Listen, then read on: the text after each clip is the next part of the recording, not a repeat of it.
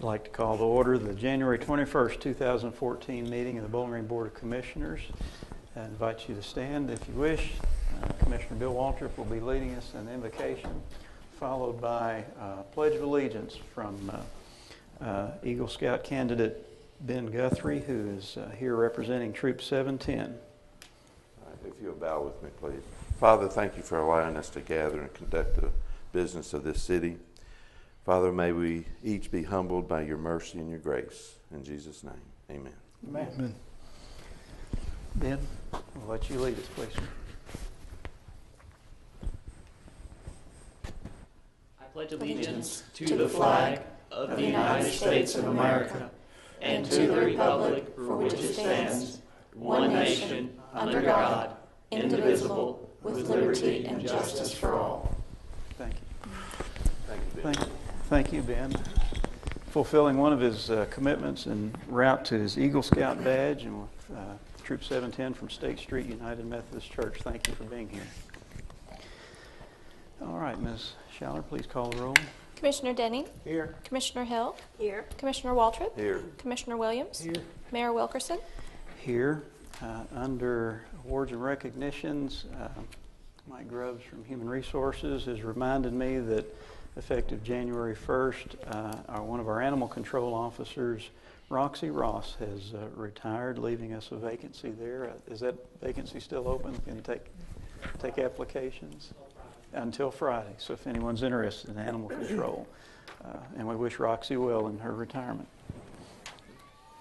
Do you have any other awards or recognitions? I do not, Mayor. Do you have any comments to add tonight? Yes, I do. There's two items. First, there'll be a need for an executive session. Kate will read the reason. Pursuant to CARA 61810F, discussions or hearings which might lead to the discipline or dismissal of an individual employee without restricting that employee's right to a public hearing if requested. This exception shall not be interpreted to permit discussions of general personnel matters in secret. So moved. Second. Motion by Waltrip and second by Hill. Is there any discussion? Please call the roll. Denning. Yes. Hill. Yes. Waltrip. Yes. Williams. Yes. Wilkerson. Yes. The second item is at 4 o'clock, Brent Childers had a public hearing on the coming year, a CBG consolidated plan. That wasn't required by the commission to attend, but I know you're always mindful of wanting to know what's going on with CBG, so I asked Brent to come and use my time to outline for you some of the things going on in community development block grant. Thank you. Mr. Childers from Neighborhood and Community Services. Thank you, Mayor. Thank you, Mr. DeFevo. As he stated, we did have a public hearing at 4 o'clock this afternoon. It was broadcast on TV, so I'm not sure how many people saw it on television. As far as attendance, it was less than expected. The mayor was in attendance, and then we had some staff, and then we did have one citizen representing an organization. The main part of that was to really unveil the consolidated plan. For about the past 4 months, I've been working on it. It's now in its, I guess, final draft. I've still got some tweaks to make to it, some things that I've been working on. And I sent you all an email last week that you can find it online. Here's a copy if you ever want some enjoyable reading. It is quite interesting. It really is interesting to take a look at this and the state of the city and where we've been and kind of what our needs are across the community. And this plan lays out the priorities for what I, in my position, believe that the needs of the community are related to the Community Development Block Grant Program.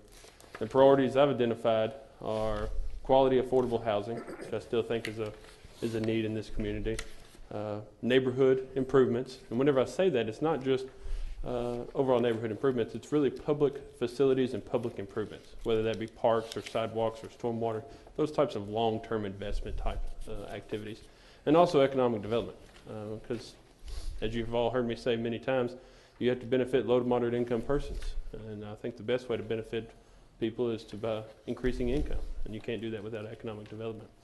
So I laid out the priorities today at the public hearing. I also talked about a strategy area that I've come up with for the consolidated plan. And it's contained, each of you should have a copy of today's presentation. I know you didn't get to see it all, so you don't get what everything means, but one thing I do want you to pay particular attention to is actually on the last page. And if you look at the map there, it's what I'm calling the BG reinvestment area. It's what I've determined, or what I believe should be our local strategy area moving forward. Historically and locally, we've concentrated our resources in the enterprise community.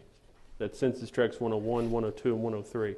After looking at the data, and you can look through all the maps that are contained there, and you can start to see some trends as it relates to these census tracts. And a lot of the issues that we saw in the enterprise community, we see in all these areas. And I think it's important for us to allocate resources and investments in a strategic manner. What I'm proposing through the consolidated plan is really taking a portion of our funding, setting it aside for our own investment into these areas. That's a little bit different than what we've done in the past. What we've done in the past is really just kind of open application style, where if there was anything left over, we kind of got what was left over. And it's really hard to do any type of planning or investing whenever we're kind of on the back end of everything. Now, that being said, I'm not saying take all of it. I'm just saying take a portion of it and really try to make some investments in these areas and really target in on even subsets of these census tracts to focus in on what the needs are in those specific areas. That's proposed in the plan. I'm taking comments on that. So the plan will not be finalized and approved until February whenever I bring it back to you all. What, and it may be contained in here, but what percentage are you thinking at this point? At this point, I'm leaning towards somewhere in the 60% range. And estimated funding for the planning purposes, because we never know what Congress is going to do from year to year, is around $500,000. I know that they just approved the FY14 fiscal budget, but we don't know what that impacts are going to be here locally. We won't know that until April or May. So I'm looking at somewhere in the 60% range. 20% would also be held for administration and planning, and part of that administration would be our cost. There's a cost to running this program. There's a cost to everything that I do as it relates to this. But also we have a requirement to do fair housing. That's part of our obligation to CDBG. Now we use an agent for that, and that's the Human Rights Commission.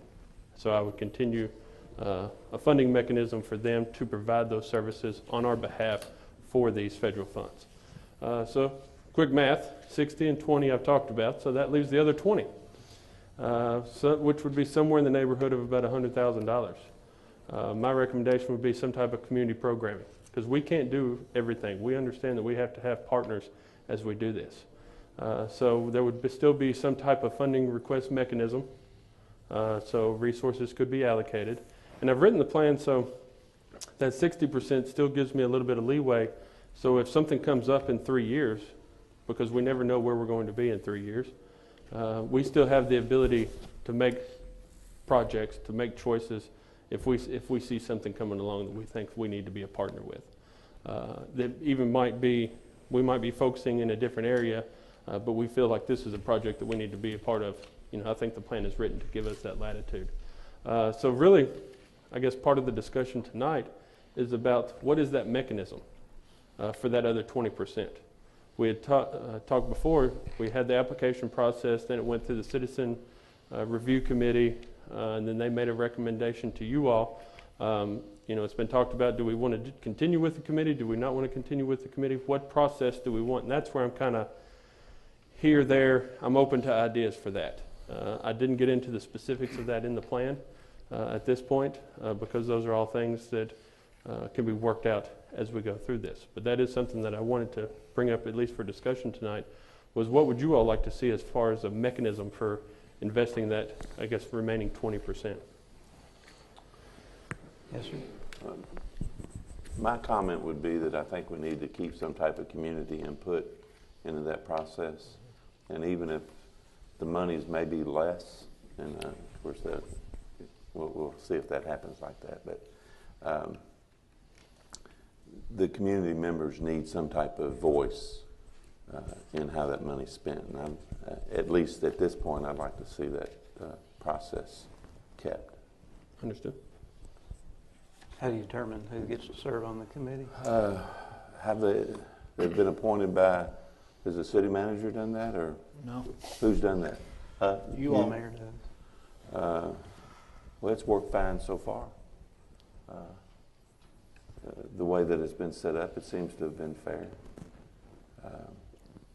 So I would say the same process like we do any other committee. Is there an issue? And just finding 5 people in the past it's been 5 people. Yes, sir. I recommended to Brent to bring this to our attention. My belief is that Brent probably has his finger on the pulse of a lot that goes on, and maybe he could set up some kind of criteria based on what we can provide him and what we would like to see as far as programming comes forth, and score it and rank it from a more objective standpoint, and provide that to us for us to go through. I guess my experience is I sat on that for a year or so, and some of the things, that was before I had this position. But again, some of the things that were talked about were the plan was changed due to community input. So again, I think I just think it's important to keep community in there, and then just the makeup of the committees like we do every other committee. Just find 5 people that'll do that. Just to let you all know, that is a completely local option. HUD just says, here's the money, here's the rules. It's up to you on how you decide where it all goes, as long as it falls into the rules. So the whole process is really our decision, or your all's decision to make. I'll put you, if I may, I'll put you on the spot. The committee members this past year were, I don't remember. Their terms have all expired, Okay. or will expire in March. It was a 5-year term. Sue Perrigan, Melissa Rodarte, Dr. Burke, Cassandra Little, and there's one more. I can't think of it. PhD, wasn't it? Weren't there 4 PhDs on I think so. There were 4. I believe that there were 4 PhDs. I can't remember I can picture her. She does roller derby. I just can't think of her name. Yeah, and I'm not for doing it because we've always done it that way. But again, I think I would be concerned about less community input into that process. I think I'm concerned about less money being available for that process to work, but I don't know that for sure yet. Understood. But that'd be my comment. Yes, sir. Brent, you mentioned earlier housing. I always get confused on housing for us and our participation in different areas of housing. One of the things that I always hear, would Section 8 be a part of this, and additional vouchers? No, sir. So we're talking about owners of homes or renters. renters? Yeah. Where do we go when we talk about additional housing for those that are in need? Well, I mean, the opportunities are pretty broad. I mean, there's a lot of room for creativity there. One issue that I've seen that came up in a lot of the conversations through the individual interviews that I conducted, the public meeting that I held, and also the public hearing process, was the quality of some of our rental housing. I believe that we need some type of rental rehab program. However, I also know that that's going to take me some time to develop the guidelines and the process for that, and it's not going to be an easy process. It's not something that I could have completed for this funding year.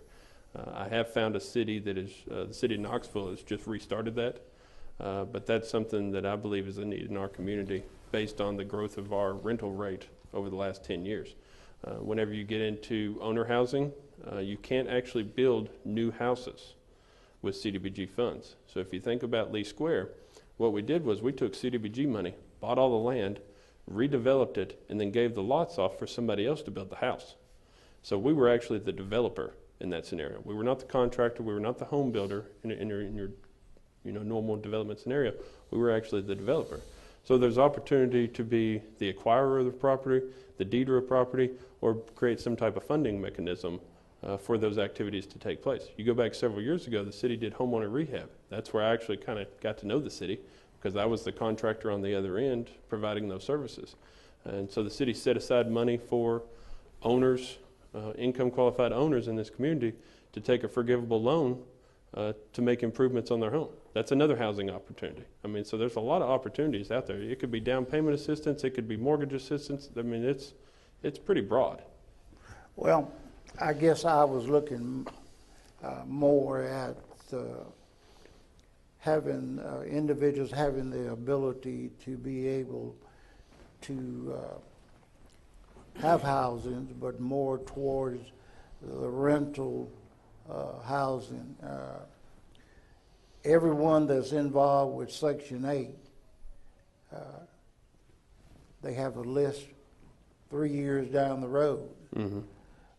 Where do we provide anything additional to that, to where that person that is 100th on the list will have an opportunity to have somewhere to live?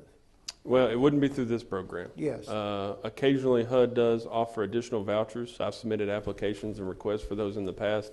With the sequestration and some of the limited funding that Congress has allowed in the last several years, those opportunities have become fewer and fewer.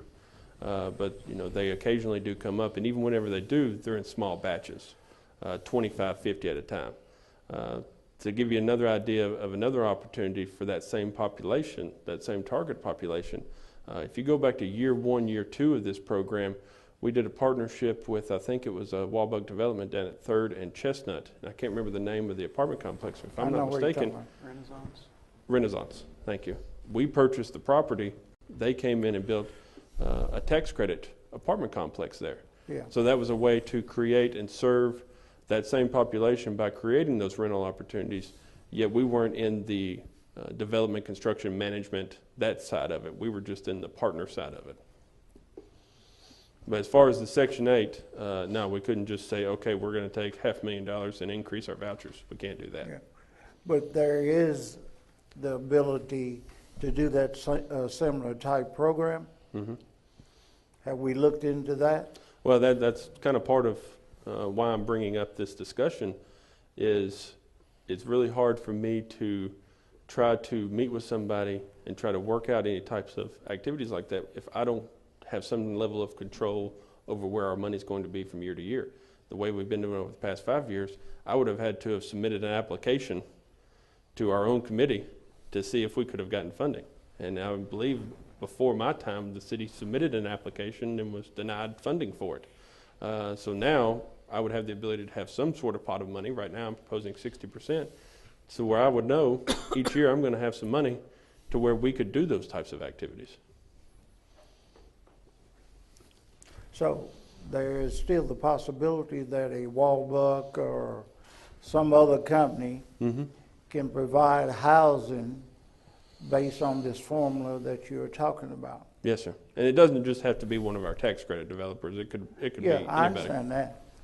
I'm just looking at the fact of providing housing that low-income people Mm-hmm. can have a place to live. Right. I Quality don't- housing. Quality housing. I don't care who the contractor is. Right. But we utilize funds for other projects where we give out, our contractors come in and build what we want. Mm-hmm. And I certainly think this is something that we need to look at. As we continue to grow, we're going to continue to have individuals who are going to need housing. Mm-hmm. And if we can provide housings for the needy, quality housing, I think it's something we need to look at. It would I'll help be with happy those to let you developers take too, my to be place able to on. plan Sure. ahead that they're going to be working on projects like Right. that, rather than trying to pull everything together at the last minute. 5 years ago, the city contracted the last time that we did a consolidated plan. That was before me. We had a housing market analysis completed. We hired some consultants out of Orlando, and they came in and looked at everything. And even though I didn't have a new analysis completed as part of this plan, I did use that because I believe in only 5 years it hasn't changed that much. And they talk about the number of units we're going to need over the future, and they also talk about the exact same things y'all are talking about. is as the land becomes more scarce for development, it's going to take more incentive to make those things happen. Yep. Yes, sir. If I could add, what's contained within this new plan is a new strategy. Heretofore, we have taken money for administration, for the Human Rights Commission, support administratively a number of community agencies, which is probably good, and that's reflected in the $100,000 we're reserving aside. However, we have, instead of concentrating our resources either on public infrastructure, sidewalks, streets, on the west side, or trying to create more housing with community partners like the Housing Authority, we have given incremental grants to whatever community group came forward to us, and that may have not been part of our overall strategy to expand housing, but more for the administrative needs of an agency. All worthwhile, but maybe not within our strategy to increase housing. Just by way of comment, I'll be meeting with Abraham next week to look at possibly another Lee Square type arrangement. He wanted to show me something. We need to start doing this, and we need to have enough pot of money to be creative instead of giving it away in a competitive process to different individual organizational needs. This is significant. The 60% allows you to make a dent in needs rather than having it here, there, all over the community. It never aggregates enough to even see it. So in the budgetary process, we had what was called the Westside Initiative a number of years ago, where we added our own money. Like for example, $400,000 for sidewalks, Kate? That's not enough for nothing, or for anything in the community. We need to have that alone on the west side. How do you do that with no money? You have to aggregate our money in community development, and this allows it, I think. So the 60% is a bold thing. I think it reflects our desire to work on housing and public infrastructure. Yes, sir. How is the, I think this is the name of the program, Live the Dream program, or with the Housing Authority, how were we able to partner with the Housing Authority? Was it through rehab of housing? Yes, sir. That was a rental conversion. We did that several times years ago. Then once they got the NSP funding, then they kind of stopped doing that because they got a lot of money real quick from HUD. And then that started back this year. We're completing the environmental stage. And what that does is that buys a house, and then they'll take that money, rehab it, and then sell it to somebody, so then it becomes an owner-occupied. And what we're trying to do is prevent the rental spread in that area. However, the way that's kind of been handled is it's kind of wherever Live the Dream can find a house for sale. So we're still not targeting that to one specific area. We still kind of get the shotgun approach of there might be a house over here, a house over here, a house over here, a house over here, those types of things. And the Neighborhood Stabilization Program, NSP, is what the Housing Authority works from, and they work with clients from the beginning through helping repair their credit, also involved in job training and helping them find a position to become it's not a giveaway program. It's where they work with these individuals to make them qualified loan applicants under the standard process. I just go back to the comment. I think public input is important. And I guess I think Joe's right in obviously the issue of housing, and that is important. That could probably sway me, to say that this plan works, but I still don't want to minimize the good works that have been done with the current process. Mm-hmm. There's a number of agencies out there that are much further ahead and are helping people because of CDBG. And we still preserve a portion of that to assist them in that endeavor. I mean, that's what some of that's for. A spit in the ocean. If we do it like that. But again, that's why we go through this process, is to have this discussion. Right. And so it's...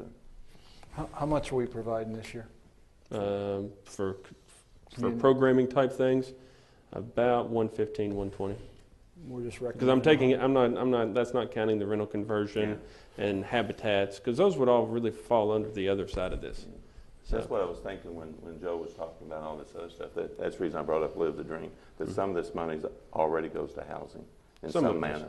But and that's really just started back in the last year. Interesting. That's all I have. But are you looking for guidance from us as far as your percentage? I would prefer to have some guidance on I'm percentage. comfortable with your And recommendation. additionally, I'll let the others- the mechanism for how those funds should be allocated for the programming side. Let's divide that into two questions. We've got the percentage allocation. I'm comfortable with your recommendation, but the rest of you need to provide your thoughts on that. Well, you said with the 60%, you're going to be able to direct it based on needs, whether it's housing or That's the goal. that's the goal. That's the goal. I have no problem with that.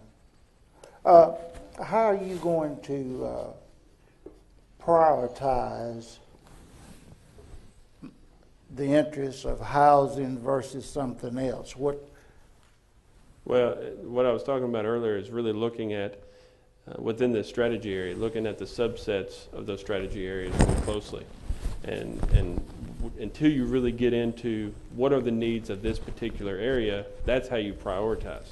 So we can't say that housing is the ultimate need in all areas. It might not be the ultimate need in all Right. areas, but until you actually specify an area and you get in there and you look at it and you create a team to look at it objectively, you can't say what everybody needs. If I could add one sobering comment, we don't have enough money to take care of all the housing need in this community. I mean, the Section 8, Joe asked a great question.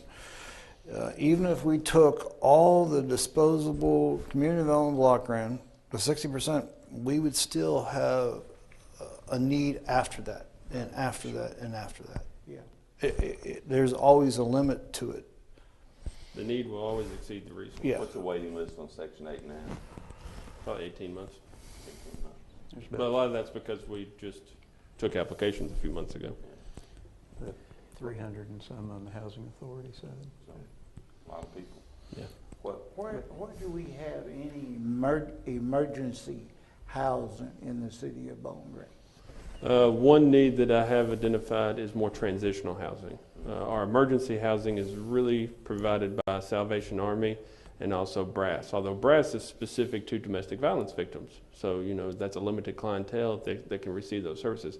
It's really contained at Salvation Army and just any other churches that just kind of do something, you know, out of their own that I'm not aware of. Another need that I've identified through here is the need for transitional housing. Hotel Inc. does some limited transitional housing, but you know we don't have a good mechanism of taking people from emergency to transitional to permanent, and you know that's a difficult process. As part of the That's a long process. It's a long process, and that requires a lot of programming. It requires assets. You know that's not a simple fix. If 10 people came here or wherever for temporary housing based on an emergency, fire, flood, or whatever, we don't have very many of those except the ones we've taken care of, where would they be able to be directed to? Salvation Army. And then we'd be contacting if it was a significant where we didn't feel like they had the resources or the capacity to hold them and they came to the city, then we'd be reaching out to some of our other community partners, the Hotel Incs., the Habitats, just to see, you know, do you know of anything else? I'll give you an example. A few weeks ago, whenever we had the polar vortex, it got so cold, the Foundry opened up and kind of created a temporary shelter down there. So that's what I'm talking about, where you have some of these kind of church groups and organizations that come together and say, okay, we need to do something right now. So we'd kind of be reaching out to those types of partners as well. That was in conjunction with Hotel Inc., and I think they served maybe a dozen people. I think so. It was a good thing for the community when they did that. Okay, if I can direct us back to helping Brent with some guidance on the percentage split. Anybody else have any comments? Go ahead, Bill. Hold it back. Let it out. No, I get it. Affordable housing it is important. Transitional housing is important, and we know that up front. And I guess when I'm in a dilemma about which way to go, I think that trusting staff in your department and your research, I think that if I'm on the fence, obviously I would lean that way. But again, I lean to the Can I suggest this? Ringing. Mayor, can I suggest this, Commission? We're going to meet Friday. I think it would be illustrative for Brent to put down the list of how we're using that money now, 120, 115? I think it's about 115. 115, and I think some of you asked, maybe we shouldn't be funding that, if you look at the list. And it should. That goes to the second question. He wants guidance on The mechanism. the mechanism, discussion about staff making decision, setting up a scoring process like we do in areas like hard assets like sidewalks and that sort of thing, or try to find 5 people that want to serve and provide their input on that.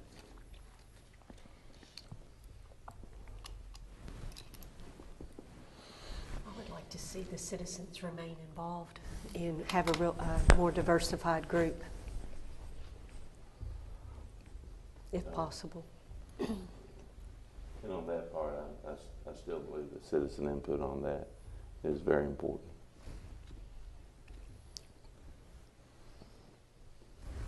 I'm for the process. We have a professional look at this stuff to provide us input, and we represent the community, so I'm comfortable with that. So that's 2 to 1. I got 2 more to go.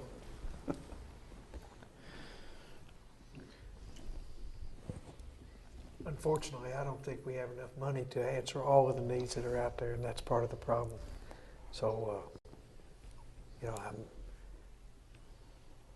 I'm okay with the process that you've outlined. Okay. What about the mechanism for funding the other 20% that I've outlined? I think that's because what we're really talking about is we're going to set aside a pool of money. People are going to come to us and say, okay, we want to do this, this, and this. So we need some type of mechanism to say, okay, we're going to fund you, not you. Or all 3 of you, or none of you. I mean, I guess what I'm saying is the 2, you're talking about setting up another board or commission to review those and make a recommendation to vote on them. And the other 2 options are let staff review these and make a recommendation. Our third option is to create a scoring mechanism based on the criteria that the commission sets up to make the recommendation to us. Obviously, we have the final call on which way they go, although we've never changed from what not to my knowledge. the community board or commission that we created did.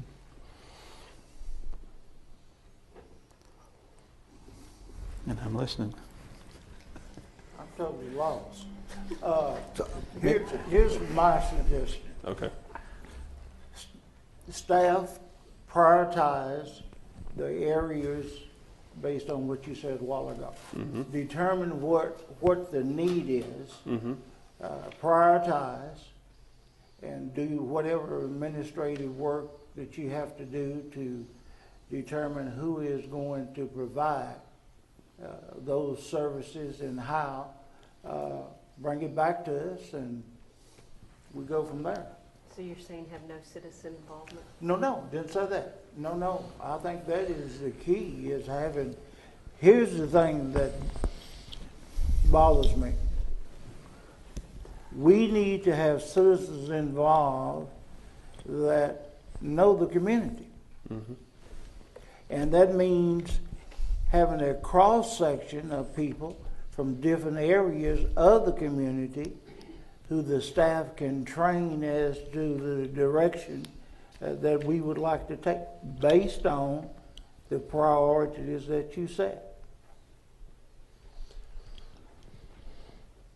And part of this is kind of 2 things. Whenever I was talking about establishing the priorities based on geographic need, that was really in focus on that kind of 60% pool of looking at these 5, 6 census tracts and establishing this as our focus area. And what are the priorities going to be once we get in there and see what the needs of that specific area are. The other side of this is kind of the at-large money, the kind of unspoken for money at this point, where organizations would come to us and say, hey, I want to do this program. I want to do this program. I want to continue to do this program. So, I mean, do you think that the citizens should also have an involvement in that side of it too? I think the citizens ought to be involved in all of it. Okay. So we're going to create another board and commission to do this. Huh? We're going to create another board and commission to do this. Well, I'm not too sure about creating another board or commission. We got enough of those now. What's the issue of the committee system the way we're doing it now? I don't understand the difficulty in that. Trying to find 5 people willing to serve, to submit the, if it's involved in money, I think they have to submit the financial disclosure statement. They have to submit a resume. We have to bring it, vet it in front of everybody, and we have to vote on them. And there's a lot more than just saying, come and we'll put you on there. Like what Joe said, you need to be very specific in trying to find people who have knowledge of the community and willing to provide that input and not bring, a certain agenda with them. And I think that staff tries its best to leave those kind of agendas alone and focus on the criteria of what we're doing. And when it comes to citizen involvement, I think we're the ultimate in citizen involvement because we stand for election in front of the people. I'm not trying to dismiss community involvement. It's just that we have taken a track to reduce the amount of boards and commissions that we have over the past, 5 years, I guess, Joe, and including our involvement on those commissions as well. So I was looking for an opportunity to not create another bureaucratic process when we have And I don't disagree with any of it, other than when it's needed, it's needed. And again, I think it's needed, and we'll again, community and downplaying. Not downplaying, that's not the right word, but I understand what your reservations are. And I agree, and I understand what you're talking about too. It's but just, I would, if I'm casting my opinion, I say we need citizen input in that group. So what, 20%? 20%. and I agree, and I think this is a citizen group that can provide that input. I think that some citizens have some unique perspectives. Again, that I've been a staff member, I've been on the government side, and I realized early on that we don't have all the answers. And the more input that you get, particularly in the spending of money like this, I think if we have an opportunity to get 5 citizens to voice their opinions in a process like that, I think it's good.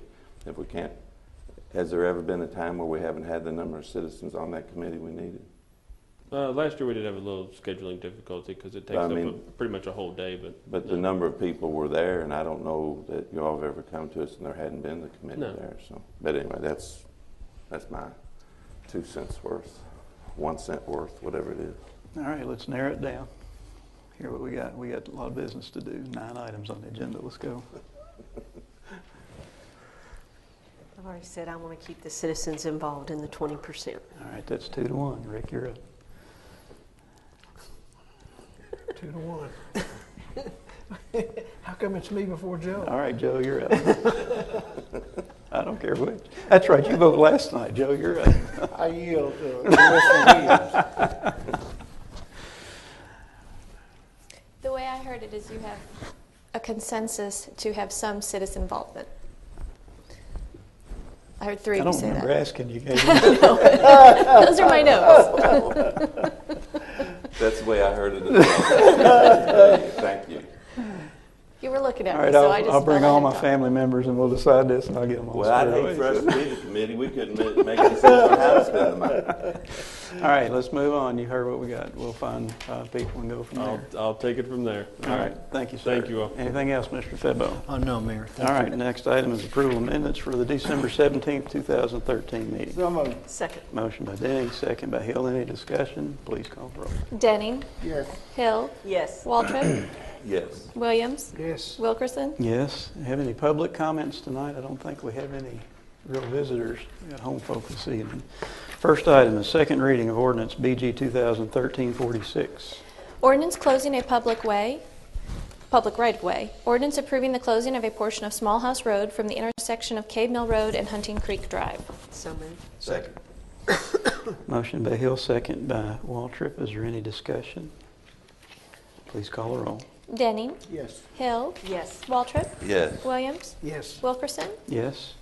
Municipal Order 2014, number 1. Municipal order approving the appointment of Roddy Grimes to the Contractors Licensing Board. So moved. Second. Motion by Hill, second by Williams. This is a replacement for the unexpired term of Rodney Rogers. Mr. Rogers is not able to continue his appointment, and Mr. Grimes has volunteered to be here. Bob Appling from Contractors Licensing Board is here tonight. If you have any questions, any discussion, please call the roll. Denning. Yes. Hill. Yes. Waltrip. Yes. Williams. Yes. Wilkerson. Yes. Municipal Order 2014, number 2. Municipal order approving the appointment of Charles Chip Winger Jr. to the Greenways Commission of Bowling Green and Warren County. So moved. Second. Motion by Hill and second by Denning. Mr. Winger's being requested to replace the unexpired term of Paul Ress. Mr. Winger is in the same bicycling organization that Mr. Ress was representing and volunteered to continue with that. Any questions or discussions? Please call the roll. Denning. Yes. Hill. Yes. Waltrip. Yes. Williams. Yes. Wilkerson. Yes. Municipal Order 2014, number 3. Municipal order authorizing and accepting bid number 2014-15 for Police Department ammunition from Craig's Firearms Supply Incorporated of Knoxville, Tennessee, Bud's Police Supply of Lexington, Kentucky, and Kessler Police Supply Incorporated of Jeffersonville, Indiana, in an amount not to exceed $47,911.24. So moved. Second. Motion by Hill, second by Denning. Mr. Febo. Thank you, Mayor. The police department uses approximately 13 different types of ammo for not only practice but for duty. We need, given this environment today involving the availability of ammo, we need to be on top of this. And so we went out to bid and we asked for the ammo we needed, and we're here tonight to ask you to divide the bid that into 3 different firms, each providing some of the ammo we need. Doug is here if you have any questions about the 13 different types of ammo that we use. Mr. Denning. Chief, what do we issue as firearm by the city of Bowling Green to the policemen? We issue 2 standard, well, actually 3 standard weapons. We have a rifle that we issue that every officer receives issue rifle. It's a .223 caliber rifle. We have a handgun, which our issue handgun is a Smith & Wesson M&P. We issue it in typically the .40 caliber, but we also issue it to some of the smaller handed or smaller statured people who want a 9mm, a little bit easier to handle than the .40 caliber. And we also issue a lightweight backup revolver that most officers choose to carry. That's a small Smith & Wesson revolver. And so those are some of the, and then among those 3 issued weapons, you have 4 separate calibers. Plus, then we have the critical response team that has some unique calibers as well, including our snipers who have a different rifle caliber than the patrol rifle.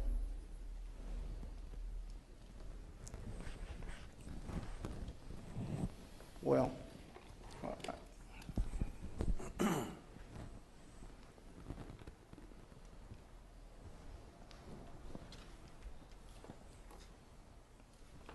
when and you know this, so I guess what catches my mind is that when I was a Kentucky State Trooper, everybody has the same gun. That way, if you ever get into a situation, a shootout, and you run out, your buddy next to you can help you out. Everybody had the same shotgun. But I also realized that was about 70 years ago, so I could see where a lighter gun for some would be needed. What we actually find with the 9mm compared to the 40, some of the smaller handed or smaller statured people can actually handle that gun better. Yes. They actually shoot better. And when it gets right down to it, hitting what you're shooting at is the first priority. And if you can't hit what you're shooting at, then the size of the bullet doesn't really matter. Doesn't make any difference. Yeah. I agree with you. I understand. Any other comments, questions? Please call the roll. Denning. Yes. Hill. Yes. Waltrip. Yes. Williams. Yes. Wilkerson. Yes. Municipal Order 2014, number 4.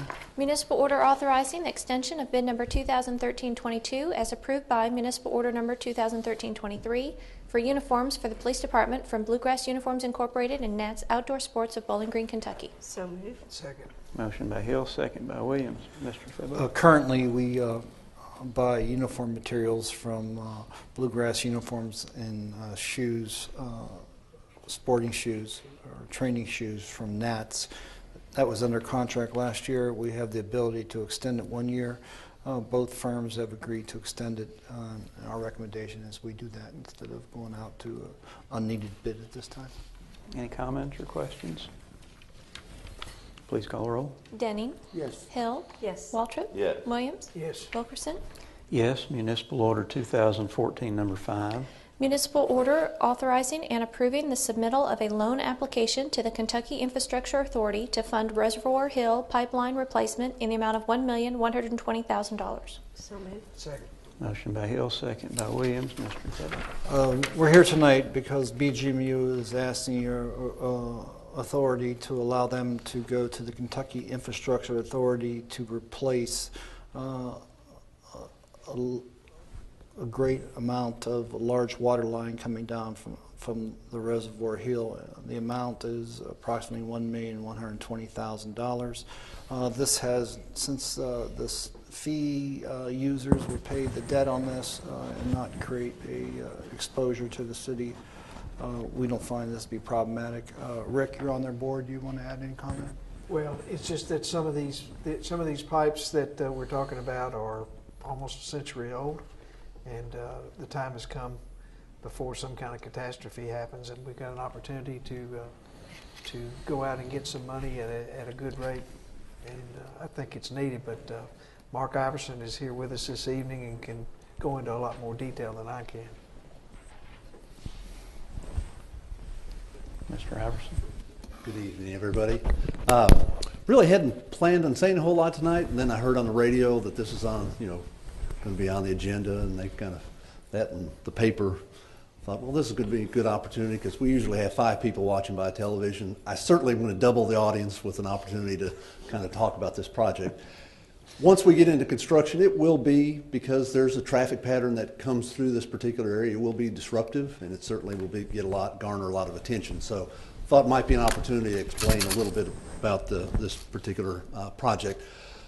Because this is short notice, at least in terms of my preparation, we just copied our plans and drawings, so they're not really great for purposes of presentation.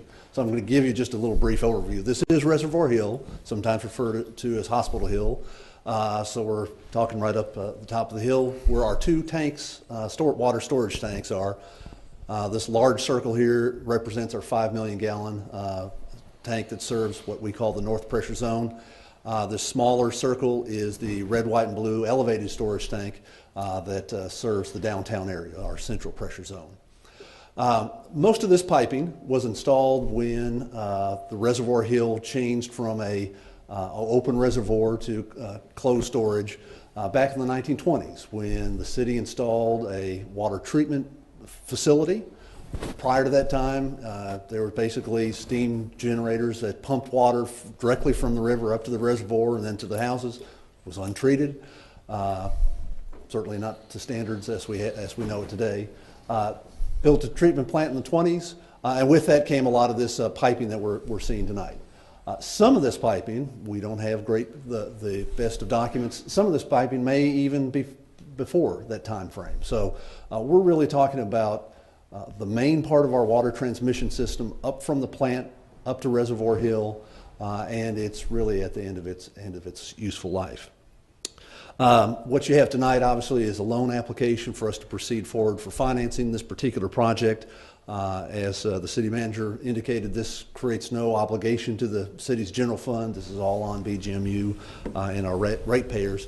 Some of these items, this large 30-inch diameter pipe, will be jointly shared with us in the customers of Warren County Water District, and we'll figure out the cost sharing of that with the county, as we do through a quarterly process with their board members. I guess really don't have anything else to add to that. Again, for orientation purposes, this is Main Street right here, Park Street, the parking lot of the Commonwealth Health Corporation's, and the old hospital, I guess, building is right here. Entertain any questions you might have. Hill? Oh, I'm sorry. No, I didn't know you raised your hand. Ladies first, Joe. I was looking. Yeah. For the Thank you very citizens much. watching this, Mark, does this mean their water bills are going to go up? No. Does not. So no increase to our citizens. That's correct. Okay. And what should happen if you did not take this project on? What would happen? Well, or possibility? we have a concern. These are close to 100 years old. We have looked at some of the, we had some issues around here and noticed some of our valving pieces, bolts were rusted off, and so we're just concerned that before something lets loose, we really need to get these pipes replaced. So, and obviously it's a large quantity. It's the heart of our water transmission system, so we do need replacement of that. Mr. Denny. Thank you very much. The blue line that's coming from the 5 million gallon Yes, sir. tank, Right. Uh-huh. where does it intersect with Warren County water? It doesn't intersect with the water district. It's just part of the major line that comes from the plant up to this tank. It's in the north pressure zone, and that north pressure zone serves all the water in our northern, the part of the bypass area of our service territory, and everything across the river, which the water district then picks up and serves. So it pressurizes, if you will, the lines that serves the water district to the Smiths Grove area and out that part of the county. So they'll cost share in that part of the infrastructure. Anyone else? No. Thank you, Mr. Harrison. Thank you. Any other discussion? Please call the roll. Denning. Yes. Hill. Yes. Waltrip. Yes. Williams. Yes. Wilkerson. Yes. Municipal Order 2014, number 6. Municipal order approving the 2014 revised emergency operations plan and authorizing the mayor to execute all necessary documents to carry out this approval. So moved. Second. Motion by Hill, second by Denning. Mr. DeFebo. When the city or county or the state responds to a public emergency, our response isn't haphazard, but one that is taken through planning and due diligence, how to best serve the public. That is governed by what's called an EOP, or Emergency Operating Plan. We need here tonight to look at changes that are to this EOP, Emergency Operating Plan, and authorize the mayor to sign them. Most of these changes are ministerial or involve time or person changes. Ronnie Pearson, our EMS director, is here if you have any questions. Any comments or questions? Did you read all of it? Every word, just like Bruce and Congressman and Melinda and Joe and Rick. Any other comments or questions? What did Billy say? He read every word? That would be a lie. Uh, I'll just tell you. Sure. I would like to say something. I would like to thank Roy. I had the opportunity to sit in on that training, and I was so impressed. I had no idea what would happen, what would go on in this community if an emergency or disaster did happen. So thank you very much for all of your hard work. Ronnie and I worked for many years on plans such as this, and there's a lot that goes into it. It was amazing. Every contingency that you can think of. Thank you, sir. Please call the roll. Denning. yes. Hill. Yes. Waltrip. Yes. Williams. Yes. Wilkerson. Yes. Municipal Order 2014, number 7. Municipal order approving revisions to the risk management manual for the city of Bowling Green, Kentucky. So moved. Second. Motion by Hill, second by Williams. Mr. DeFebo. One of the things that we're particularly proud of in the city is our approach to the risk management function. That's important to protect people as well as to reduce cost. Again, that is not haphazard. It's done through staffing, primarily David Weisbro, led by Michael Grubbs, and the use of employees to participate in the process, as well as a manual that governs the policy. We make periodic revisions to that. We're here tonight to make revisions. Again, some of these are ministerial, some are related to timing. I don't believe many are material, but Dave Weisbrot is here if you have any questions.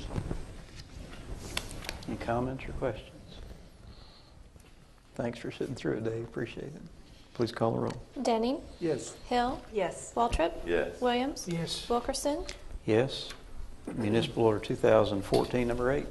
Municipal order acknowledging merger of Advanced Receivables Strategy Incorporated, also known as Perot Systems Revenue Cycle Solutions Incorporated, into Dell Marketing LP, and authorizing an assignment of the Kentucky Jobs Development Act credit to Dell Marketing LP.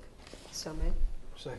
Motion by Hill and second by Williams. Mr. DeFebo. Mayor, I think you're the sponsor, but I'll defer to Gene if that's okay, because there's some history to this, and I just wasn't here when it happened. It was Is it very, okay? very well written in your order there. I know you take time to do it. Not this one. I'll let Jeff jump in too, but I'm not sure if I remember this, but back in 2003, the city did approve a municipal order granting 1% of our then 2% withholding fees to a company called Advanced Receivables Strategy, Inc. That company had applied for and received the Kentucky Jobs Development Act incentive as well to locate in Bowling Green, and we matched it with our 1% match. My understanding, talking to Jeff, I'm not too sure they ever took advantage of that credit, even though we granted to them. But then back in November of 2012, that company merged with Dell Marketing LP, with Dell Marketing as the surviving corporation of that merger. Dell Marketing has now come to the city and to the state and asking that that agreement be assigned to them and they be allowed to finish out the terms of that. It's only 10 years. So there's only, about a year left in this. But they also asked us, the state boast, to make it retroactive back to November of 2012 at the time of the merger. So this municipal order will acknowledge the merger of Advanced Receivables with Dell Marketing and also grant them the credit that we granted them 10 years ago, retroactive back until November 2012 throughout the remainder of the term. Comments or questions? Please call the roll. Denning. Yes. Hill. Yes. Waltrip. Yes. Williams. Yes. Wilkerson. Yes. That's the last item on agenda. We'll be going closed session, but our next scheduled meeting is February 4th, 2014. I invite you to tune in. There will be no vote. Is that correct? You want to tell the public about our retreat? No, sir. Go right ahead. This Friday, the City of Bowling Green City Commission and staff will conduct its annual retreat at the Convention Center, talking about the issues that face our community, and hopefully we'll come up with some creative solutions. Amen. Is Katie invited? Katie's invited. I already talked to her. She had forgotten about us.